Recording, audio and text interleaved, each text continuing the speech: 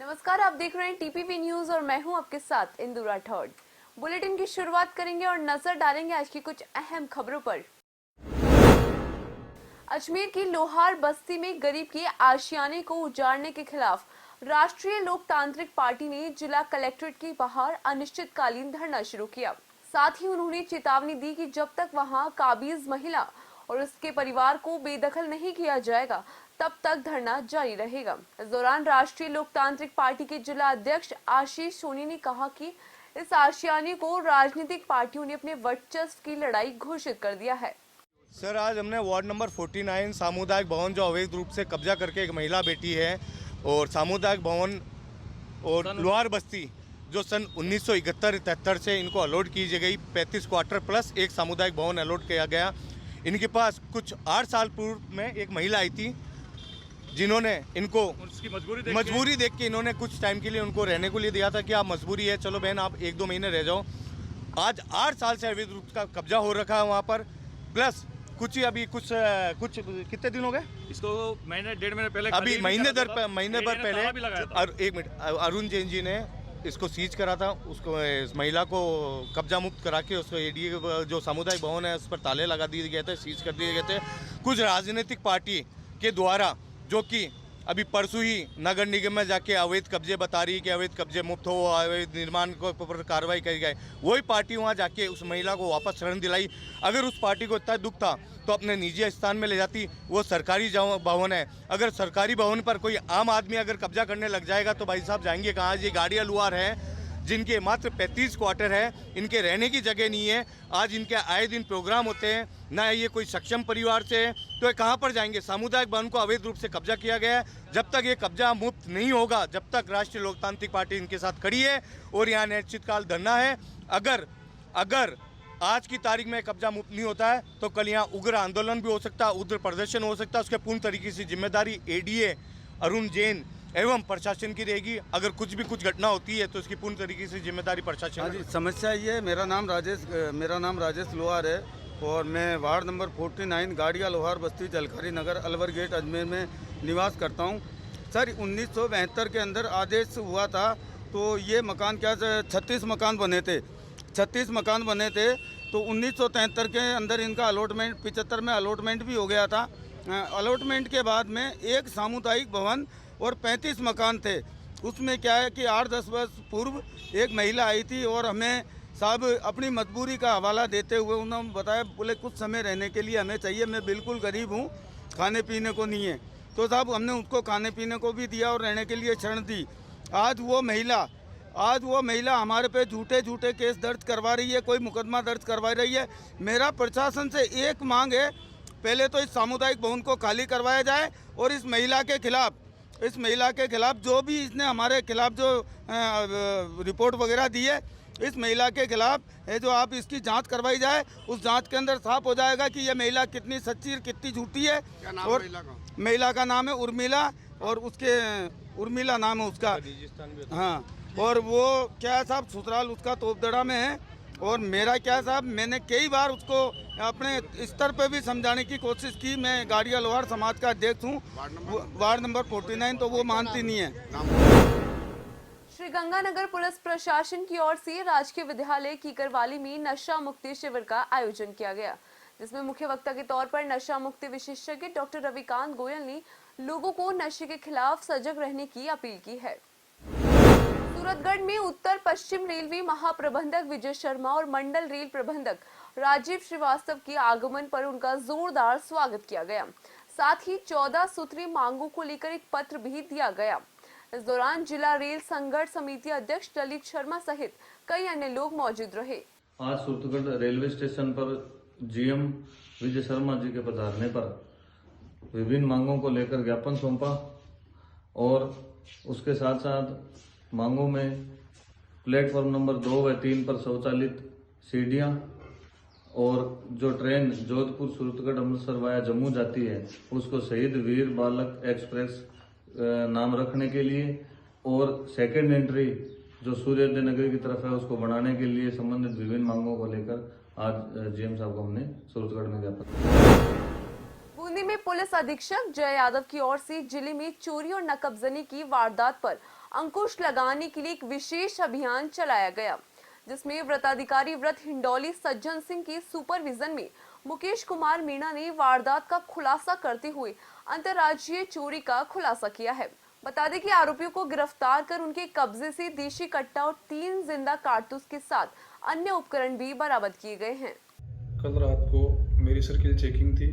मैं जाब्ते के साथ सर्किल चेकिंग करता हुआ बसोली थाने में सर्किल चेकिंग करके वापस थाने पे आ रहा था। उसी दौरान मांगली नदी की पुलिया पर जरिए मुखबिर सूचना मिली कि मांगली पुलिया के नीचे कुछ व्यक्ति आपस में बातें कर रहे हैं जो संदिग्ध हो सकते हैं। मौके से रवाना हो मुखबिर के बताए हुए स्थान पे पहुंचे, जहां दोनों तरफ से पुलिया को घेर कर उक्त व्यक्तियों को रोका। वो तलाशी ली तो इनके पास अवैध देशी कट्टा, एक धारदार छुरा व अन्य उपकरण बरामद हुए, जो डकैती की योजना बनाते हुए गिरफ्तार हुए, जिनसे थाने हाजा पर लाकर कड़ाई से पूछताछ की तो थाना हाजा व राजस्थान के अन्य जिले राजस्थान, मध्य प्रदेश व गुजरात में भी इन्होंने चोरी करना बताया, जिनसे अनुसंधान किया जा रहा है। अन्य वारदात भी खुलने की संभावना है। सिरोही में जिला कलेक्टर डॉक्टर भंवरलाल निर्माणाधीन मेडिकल कॉलेज साइट की औचक निरीक्षण पर रहे और कार्य की प्रगति और गुणवत्ता को लेकर निर्माण एजेंसी के अधिकारियों के साथ चर्चा की। साथ ही एकेडमिक सेशन, हॉस्टल आदि विषयों के संबंध में आवश्यक जानकारी ली। कोटा में रेलवे कॉलोनी थाना क्षेत्र के तुल्ला पुराण में बदमाशों ने एक 20 साल के युवक पर चाकू से हमला कर घायल कर दिया, जिसके बाद युवक को उपचार के लिए एमबीएस अस्पताल में भर्ती करवाया। बता दें कि रेलवे कॉलोनी थाना पुलिस के अनुसार घायल युवक एक मीनार की मस्जिद के पास गुमानपुर का रहने वाला है। फिलहाल पुलिस ने घायल युवक का बयान लेकर आरोपियों की तलाश शुरू कर दी है। स्टेशन तुल्लापुरा की घटना है। मैं छावनी निवासी हूँ। मेरा नाम अलकेफ है। मैं छावनी स्टेशन तुल्लापुरा में खाना खाने गया था, तो मैं बाइक पार्क करके मैं वहाँ पर जा रहा था। मंडप के थोड़ी ही दूर बाइक पार्क की थी, तो मैं रास्ते में जा रहा था। इतने में 2 लड़के आए।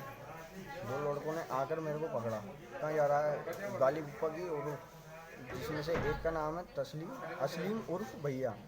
उसने चाकू निकाला और उसके सामने अब्दुल हकीम, उसके में एक लड़का और था अब्दुल हकीम, उसके हाथ में तलवार थी। उसने मेरे चाकू से वार किया कमर पे। उसने मेरे चाकू से वार किया। साथ वाले ने उसकी मेरे तलवार से वार किया सर पे। उसमें वार करने वाले इतने में 2-3 लड़के और भग कर आए। औरतें हैं उनके साथ। 2-3 लड़के और भग कर आए, तो उसमें एक लड़के का नाम तोशीफ, उसने भी मेरे ऊपर हमला किया। उसके साथ और 2-3 लड़के थे, वो मेरी उम्र के थे, पता नहीं कौन थे।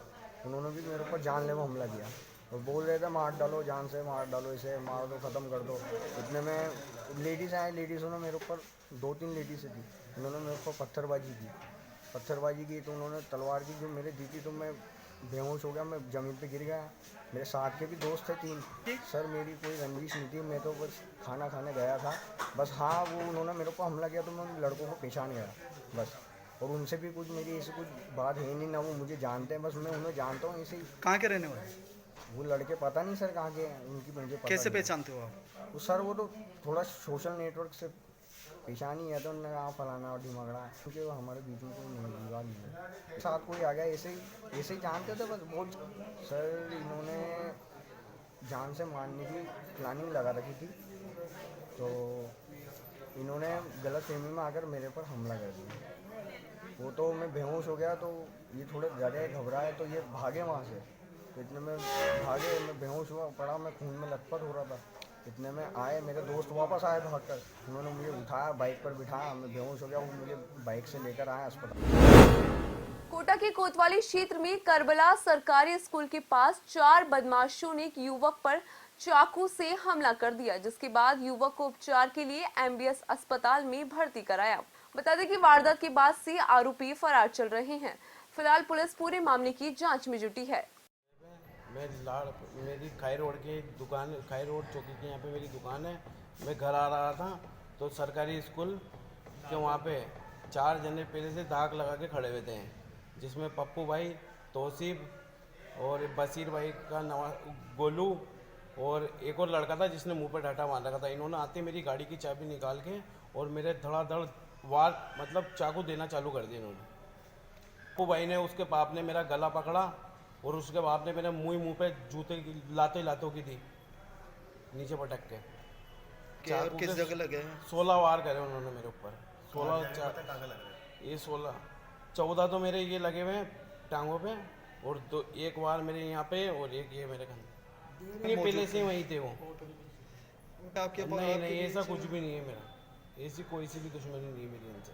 बस वो ऐसे ही घूरागारी हो रही थी तो मैंने 1-2 जनों से बोली थी भी सही जो उसके साथ रहते, मैंने कहा यार ये घूरागारी कर रहा मुझे, तो उन्होंने कि मैं समझा दूंगा। जो उन्होंने बात करी तो उन्होंने कि ऐसी कोई बात नहीं है, ख़त्म करो।